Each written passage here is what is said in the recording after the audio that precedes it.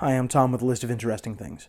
Today on the Interesting Book Club, we have a piece that is widely considered a member of H.P. Lovecraft's Cthulhu mythos, in spite of being written in 1895, some 30 or 40 years before Lovecraft started writing. All the same, it's a very good story, and one that's deeply unsettling even at the best of times. Without further ado, the Interesting Book Club presents The Yellow Sign by Robert Chambers. Let the red dawn surmise what we shall do when this blue starlight dies and all is through. 1. There are so many things which are impossible to explain. Why should certain chords in music make me think of the brown and golden tints of autumn foliage? Why should the massive Saint-Cécile send my thoughts wandering among caverns whose walls blaze with ragged masses of virgin silver? What was it in the roar and turmoil of Broadway at 6 o'clock that flashed before my eyes the picture of the still Breton forest where sunlight filtered through the spring foliage, and Sylvia bent, half curiously, half tenderly, over a small lizard, murmuring, "To think that this is also a little ward of God." When I first saw the watchman, his back was toward me. I looked at him indifferently until he went into the church. I paid no more attention to him than I had to any other man who had lounged through Washington Square that morning, and when I shut my window and turned my back into the studio, I had forgotten him. Late in the afternoon, the day being warm, I raised the window again and leaned out to get a sniff of fresh air. A man was standing in the courtyard of the church, and I noticed him again with as little interest as I had that morning. I looked across the square to where the fountain was playing, and then, with my mind filled with vague impressions of trees, asphalt drives, and the moving groups of nursemaids and holidaymakers, I started to walk back to my easel. As I turned, my listless glance included the man below in the churchyard. His face was toward me now, and with a perfectly involuntary movement I bent to see it. At the same moment he raised his head and looked at me. Instantly I thought of coffin worms. Whatever it was about the man that repelled me, I did not know, but the impression of a plump white grave worm was so intense and nauseating that I must have shown it in my expression, for he turned his puffy face away with a movement which made me think of a disturbed grub in a chestnut. I went back to my easel and motioned the model to resume her pose. After working a while, I was satisfied that I was spoiling what I had done as rapidly as possible, and I took up a palette knife and scraped the color out again. The flesh tones were sallow and unhealthy, and I did not understand how I could have painted such sickly color into a study which before had glowed with healthy tones. I looked at Tessie. She had not changed, and the clear flush of her health dyed her neck and cheeks as I frowned. "Is it something I've done?" she said. "No, I've made a mess of this arm, and for the life of me I can't see how I've come to paint such mud as that into the canvas," I replied. "Don't I pose well?" she insisted. "Of course. Perfectly." "Then it's not my fault." "No, it's my own." "I'm very sorry," she said. I told her she could rest while I applied rag and turpentine to the plague spot on my canvas, and she went off to smoke a cigarette and look over illustrations in the Courrier Français. I did not know whether it was something in the turpentine or a defect in the canvas, but the more I scrubbed, the more that gangrene seemed to spread. I worked like a beaver to get it out, yet the disease appeared to creep from limb to limb of the study before me. Alarmed, I strove to arrest it, but now the color on the breast changed, and the whole figure seemed to absorb the infection as a sponge soaks up water. Vigorously I applied the palette knife, turpentine, and scraper, thinking all the time what a seance I should hold with Duval, who had sold me the canvas. But soon I noticed that it was not the canvas which was defective, nor yet the colors of Edward. It must be something in the turpentine, I thought angrily, or else my eyes have become so blurred and confused by the afternoon light that I can't see straight. I called Tessie, the model. She came and leaned over my chair, blowing rings of smoke into the air. "What have you been doing to it?" she exclaimed.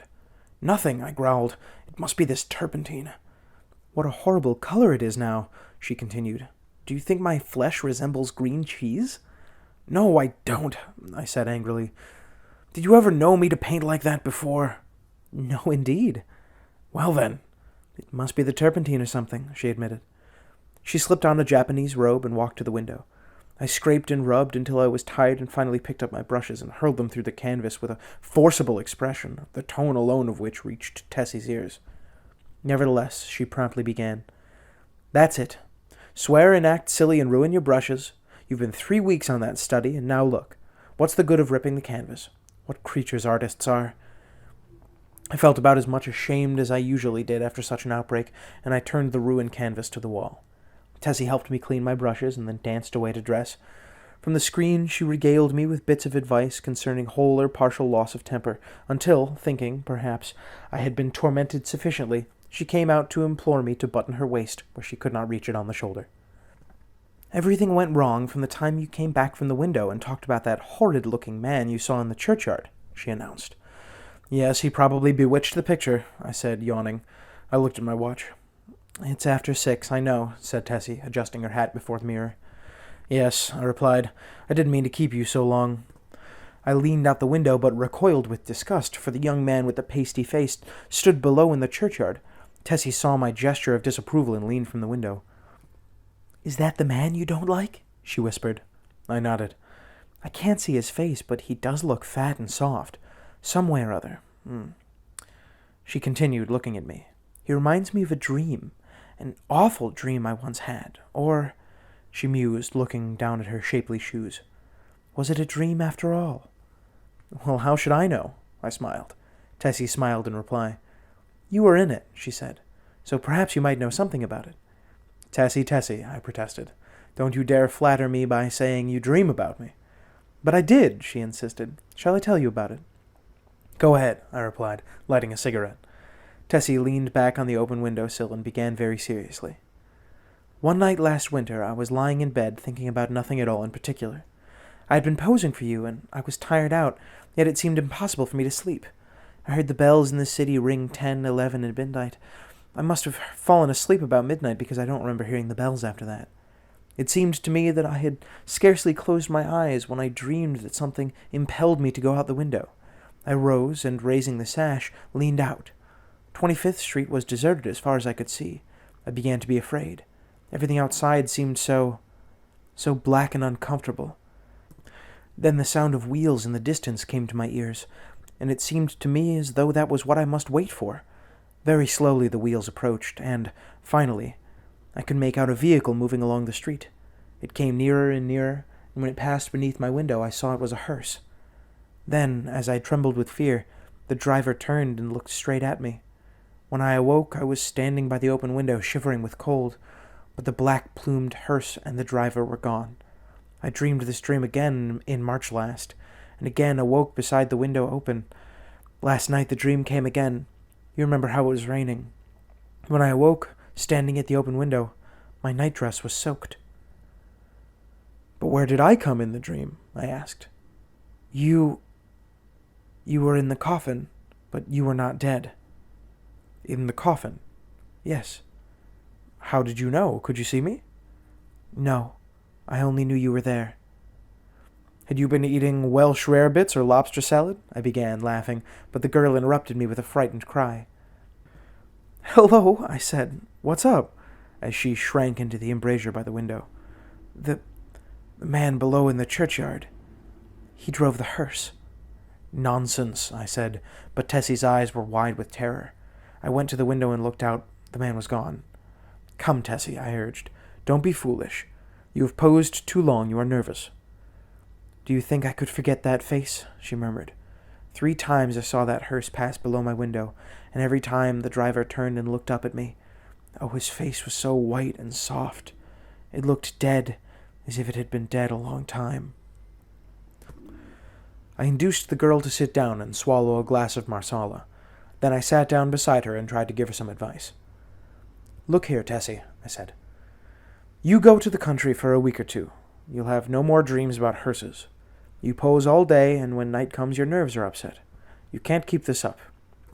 Then again, instead of going to bed when your workday's done, you run off to picnics at Salzers Park, or go to the El Dorado or Coney Island, and when you come down here in the morning, you're fagged out. There was no real hearse. That was a soft-shell crab dream. She smiled faintly. What about the man in the churchyard? Oh, he's an ordinary, unhealthy, everyday creature. As true as my name is Tessie Reardon, I swear to you, Mr. Scott, that the face of the man below in the churchyard is the face of the man who drove the hearse. What of it? I said. It's an honest trade. Then you think I did see a hearse? I said diplomatically. If you really did, it might not be unlikely that the man below drove it. There's nothing in that. Tessie rose, unrolled her scented handkerchief, and, taking a bit of gum from a knot in the hem, placed it in her mouth. Then, drawing on her gloves, she offered me a hand, with a frank, "Good night, Mr. Scott," and walked out. 2. The next morning, Thomas, the bellboy, brought me the Herald and a bit of news. The church next door had been sold. I thanked heaven for it, not that being a Catholic I had any repugnance for the congregation next door, but because my nerves were shattered by a blatant exhorter, whose every word echoed through the aisle of the church as if it had been my own rooms, and who insisted on his R's with a nasal persistence which revolted my every instinct. Then, too, there as a fiend in human shape an organist, who reeled off some of the grand old hymns with an interpretation of his own, and I longed for the blood of a creature who could play the doxology with an amendment of minor chords, which one hears only in a quartet of very young undergraduates. I believe the minister was a good man, but when he bellowed, "And the Lord said unto Moses, the Lord is a man of war, the Lord is his name, my wrath shall wax hot, and I will kill you with the sword," I wondered how many centuries of purgatory it would take to atone for such a sin. "Who bought the property?" I asked Thomas. "Nobody that I know, sir. They do say the gent what owns this here Hamilton Flats was looking at it. He might be a-building more studios." I walked to the window. The young man with the unhealthy face stood by the churchyard gate, and at the mere sight of him, the same overwhelming repugnance took possession of me. "By the way, Thomas," I said, "who is that fellow down there?" Thomas sniffed. "That there worm, sir. He's night watchman of the church, sir. He makes me tired of sitting out all night, and them big steps looking at you insulting like. I'd have punched his head, sir, begging your pardon." "Go on, Thomas." "One night a-coming home with Harry, the other English boy, I sees him sitting there on the steps. We had Molly and Jen with us, sir, the two girls on the tray service, and he looks so insulting at us that I up and says, 'What you looking at, you fat slug?' Beg your pardon, sir, but that's how I says, sir.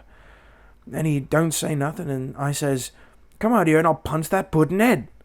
Then I opens up the gate and goes in, but he doesn't say nothing, only looks insulting like, and I hits him one, but ugh, his head was that cold and mushy, it'd sicken you to touch him."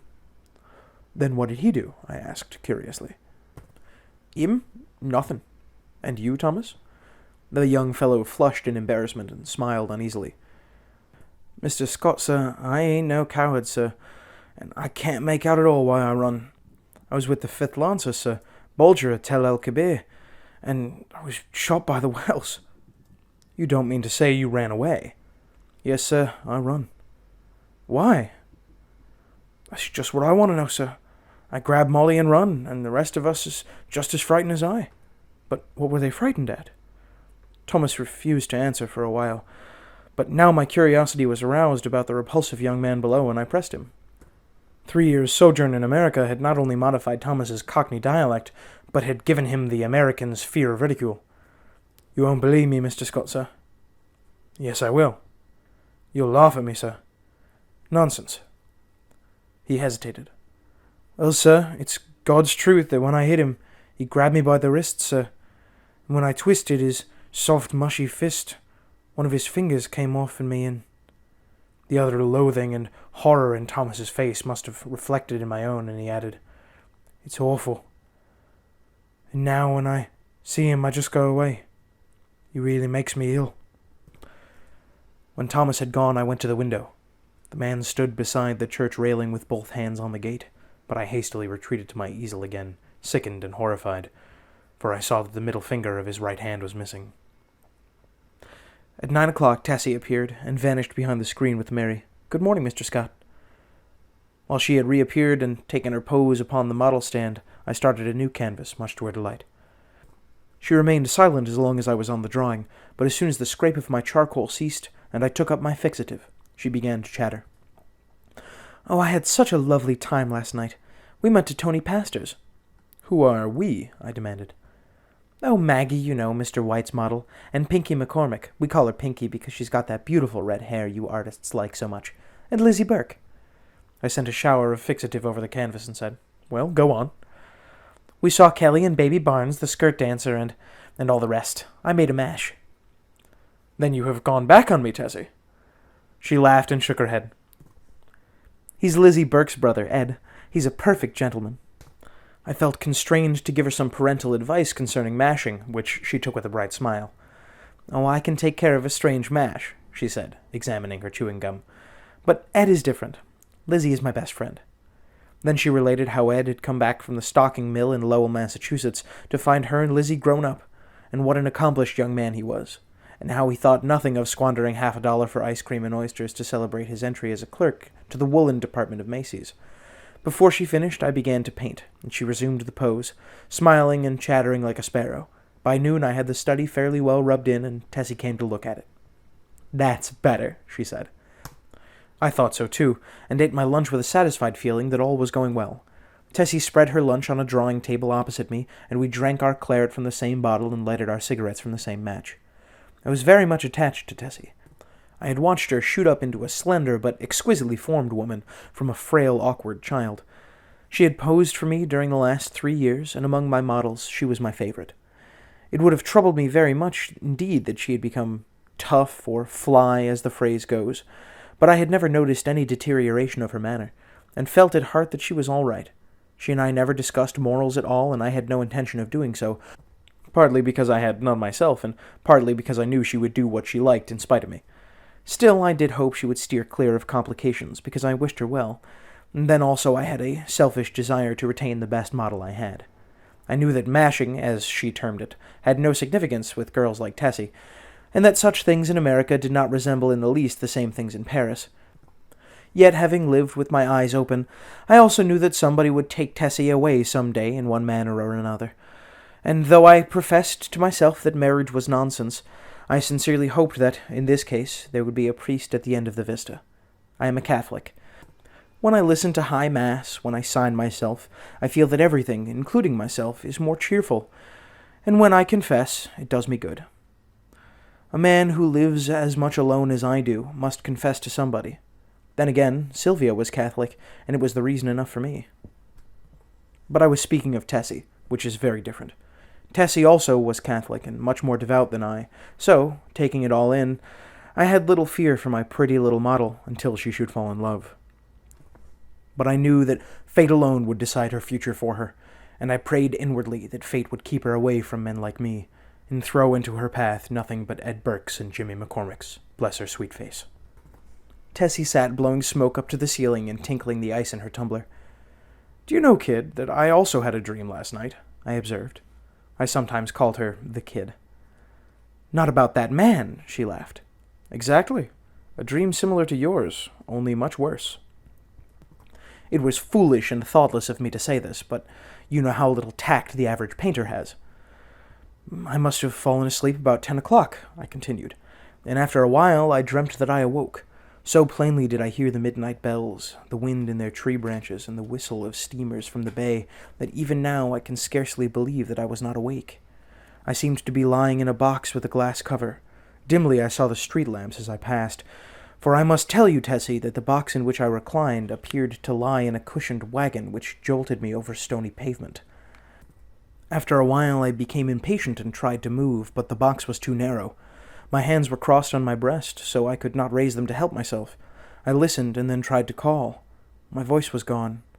I could hear the trample of the horses attached to the wagon, and even the breathing of the driver. Then another sound broke upon my ears like the raising of a window sash. I managed to turn my head a little, and I found I could look not only through the glass cover of my box, but also through the glass panes in the side of the covered vehicle. I saw houses, empty and silent, neither light nor life about any of them, excepting one. In that house a window was open on the first floor, and a figure all in white stood looking into the street.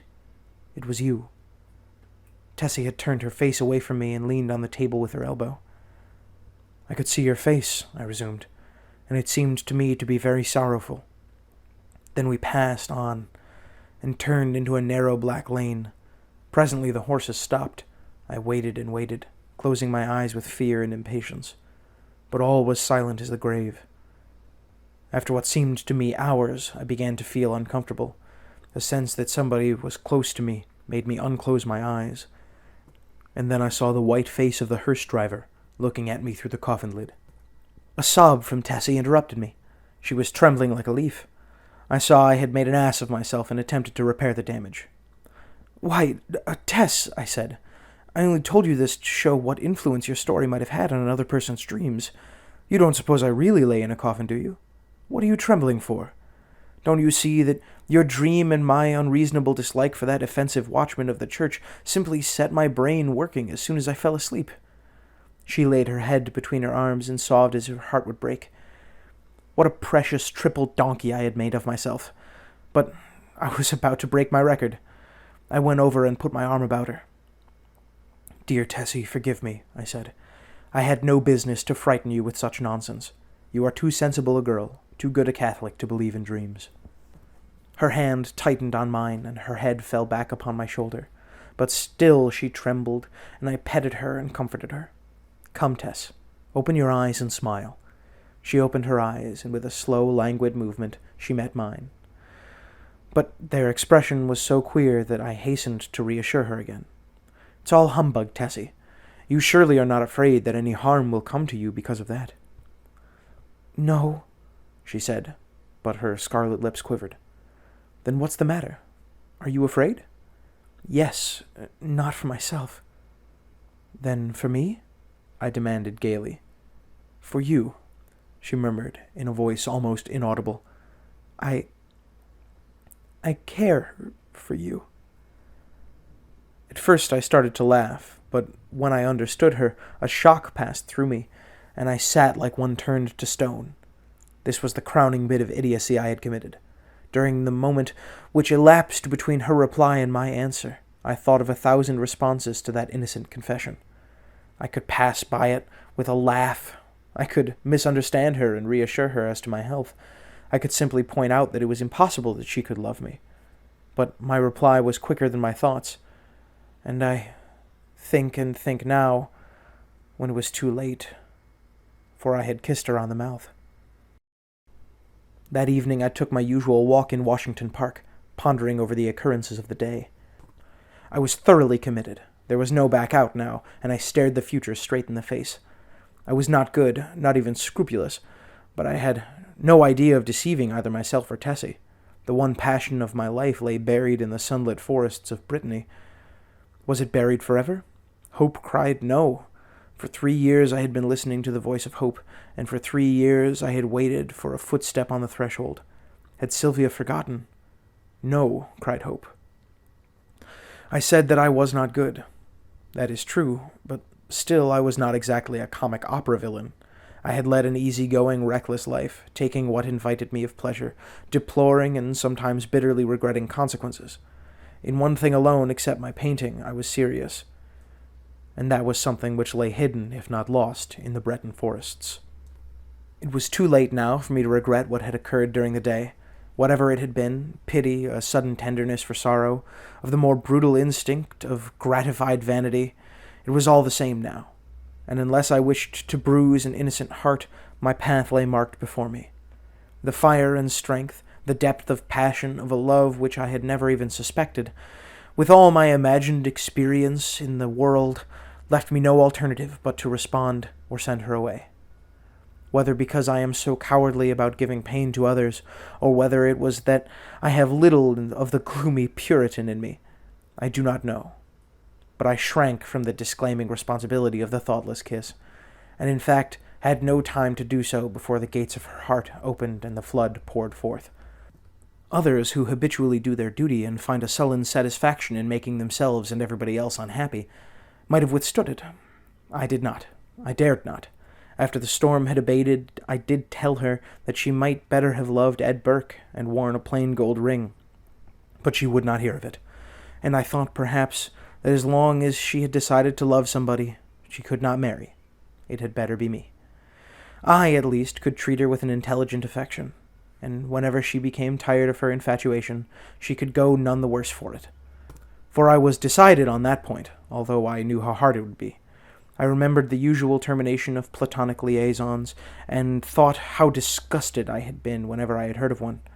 I knew I was undertaking a great deal for so unscrupulous a man as I was, and I dreaded the future, but never for one moment did I doubt that she was safe with me. Had it been anybody but Tessie, I should not have bothered my head about scruples, for it did not occur to me to sacrifice Tessie as I would have sacrificed a woman of the world.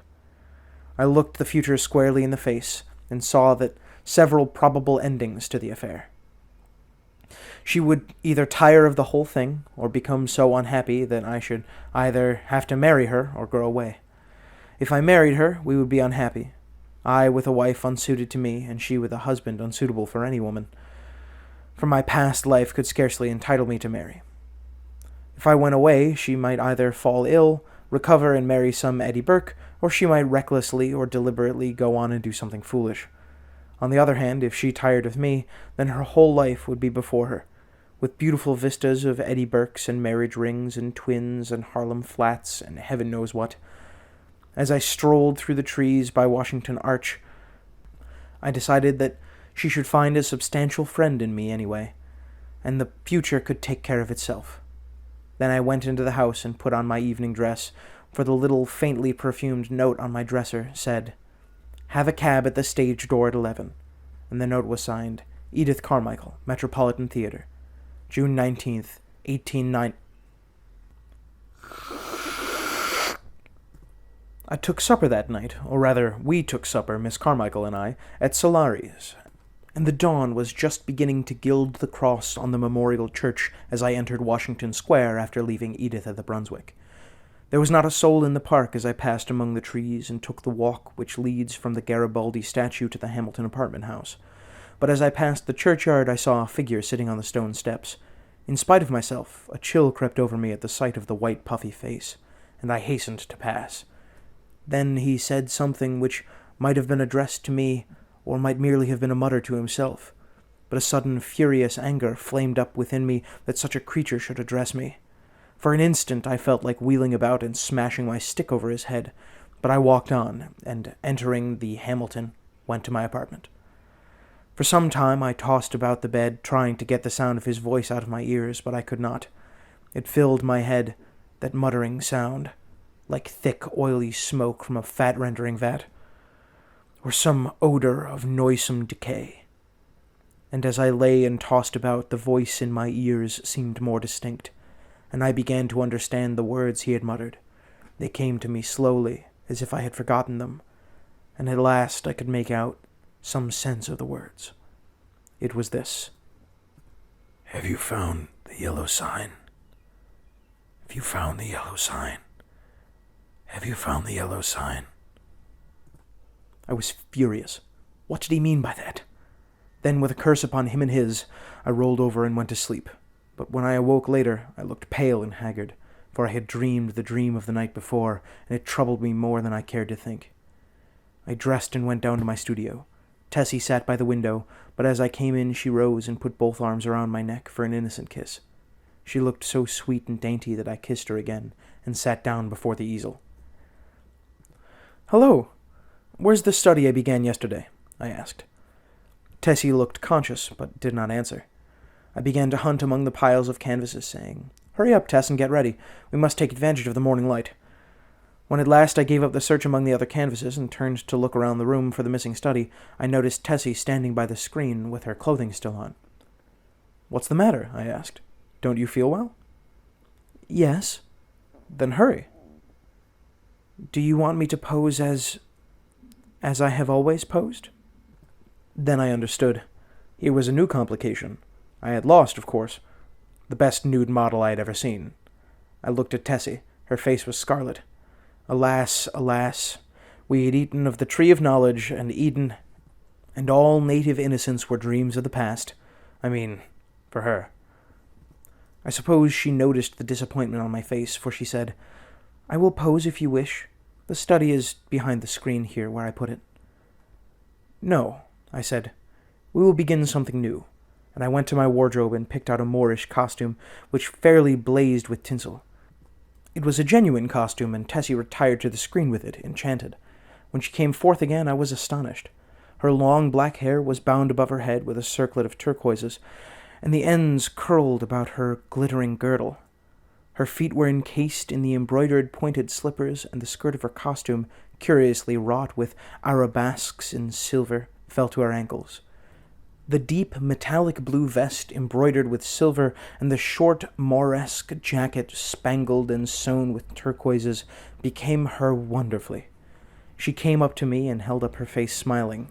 I slipped my hand into my pocket and, drawing out a gold chain with a cross attached, dropped it over her head. "It's yours, Tessie." "Mine?" she faltered. "Yours. Now go and pose."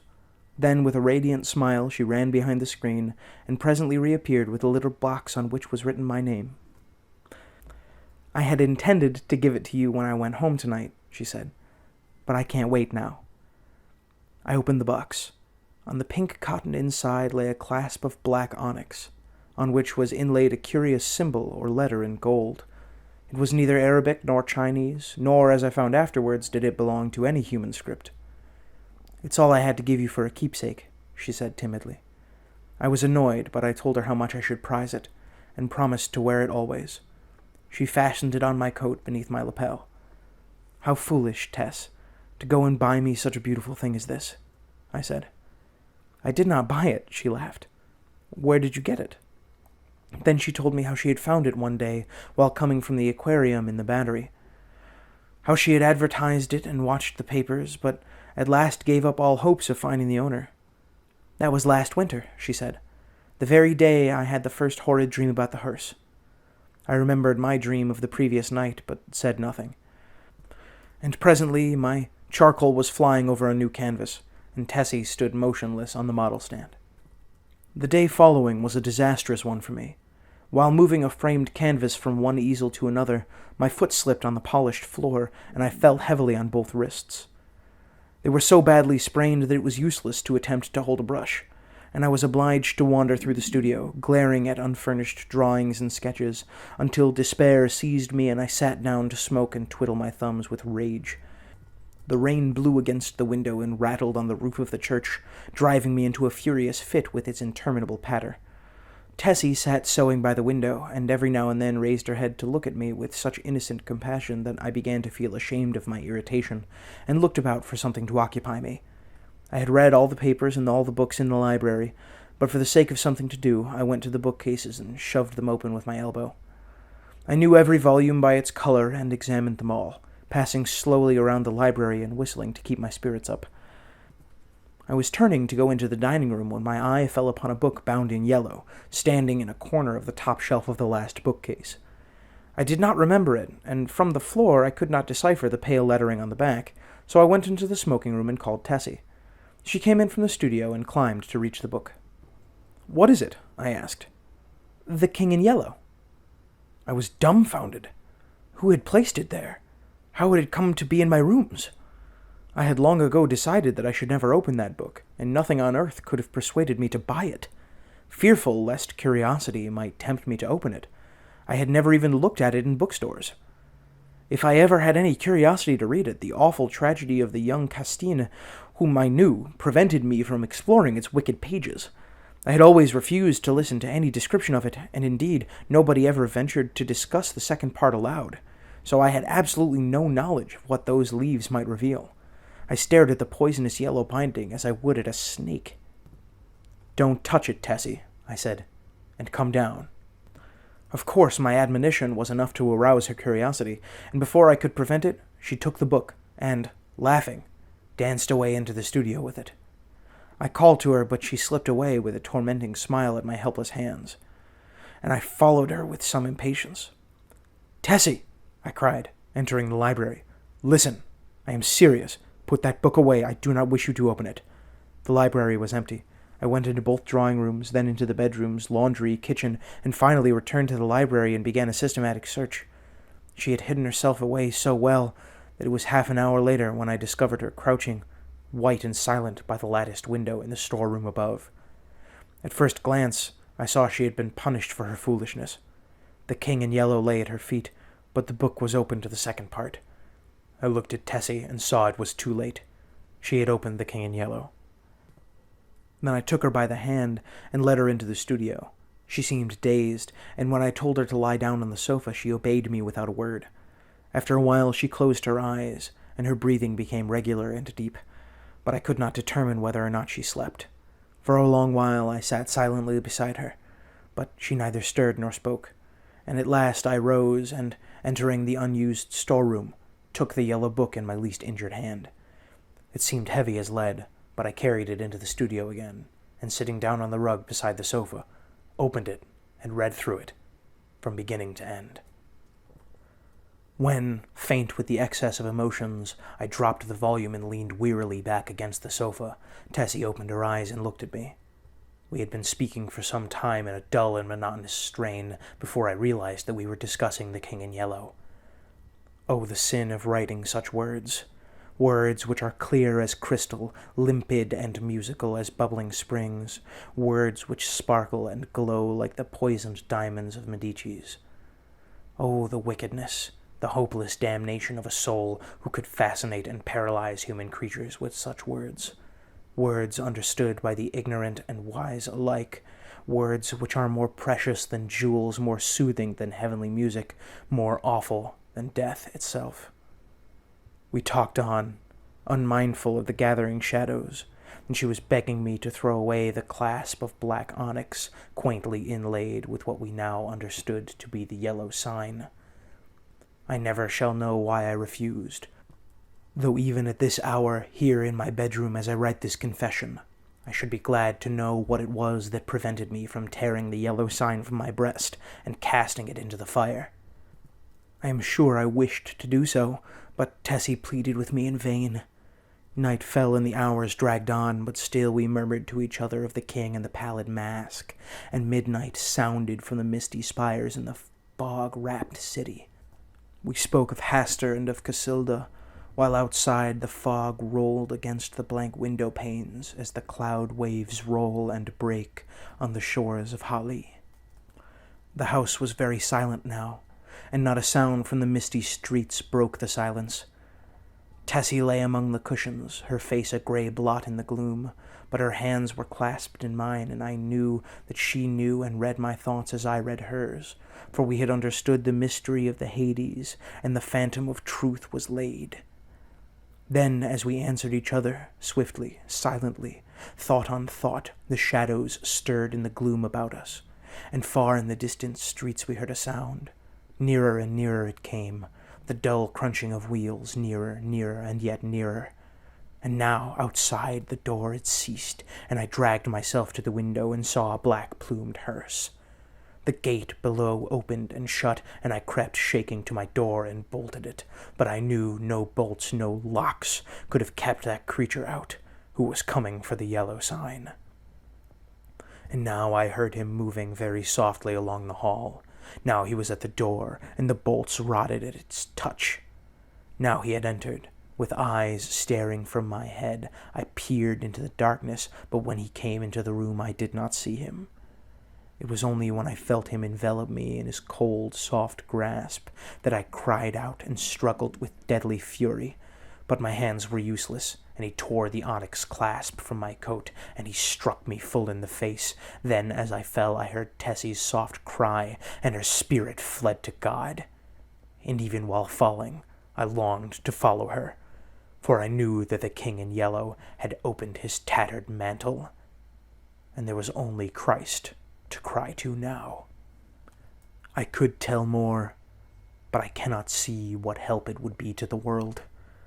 As for me, I am past human help or hope as I lie here writing, careless even, whether or not I die before I finish. I can see the doctor gathering up his powders and phials, with a vague gesture to the good priest beside me which I understand.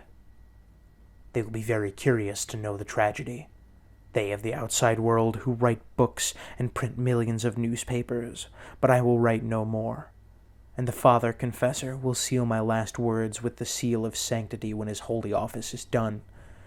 They of the outside world may send their creatures into wrecked homes and death-smitten firesides, and their newspapers will batten on blood and tears, but with me their spies must halt before the confessional. They know that Tessie is dead and that I am dying. They know how the people in the house, aroused by an infernal scream, rushed into my room and found one living and two dead. But they do not know that the doctor said as he pointed to a horrible decomposed heap on the floor, the livid corpse of the watchman from the church. I have no theory, no explanation. That man must have been dead for months. I think I am dying. I wish the priest...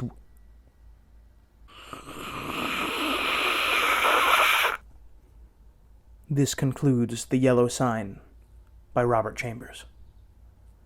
I hope you've enjoyed, and I hope you'll remember to subscribe to stay up to date on all the most interesting things and all the least pleasant books.